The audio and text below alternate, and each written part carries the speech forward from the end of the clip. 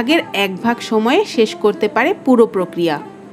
খেপে গেলে শব্দ করে প্রচণ্ড জোরে, ঠিক যেন প্রেসার কুকারের মতো। রাসেলস ভাইপারের বিষ হেমাটোটক্সিক, যার কারণে ছোবল দিলে আক্রান্ত স্থানে পচন ধরে। ছোবলের 5 মিনিটের মধ্যে ফুলে যায় ক্ষতস্থান। এর বিষ নষ্ট করে দিতে পারে ফুসফুস, কিডনি সহ বিভিন্ন অঙ্গ প্রত্যঙ্গ। বেশিরভাগ সাপ ডিম পারলেও রাসেলস ভাইপার বাচ্চা দেয়। গর্ভধারণ শেষে স্ত্রী রাসেলস ভাইপার সাধারণত 20 থেকে 40টি বাচ্চা দেয়, তবে 80টি পর্যন্ত বাচ্চা দেওয়ার রেকর্ডও আছে।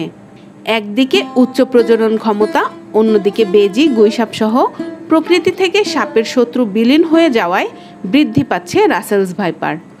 অন্যদিকে ইঁদুর, ব্যাঙ রাসেলস ভাইপারের প্রিয় খাবার, যা ফসলের খেতে থাকে। ফলে ওই সব জায়গায় সাপের পর্যাপ্ত খাবারের উপস্থিতি থাকায় বাড়ছে রাসেলস ভাইপার।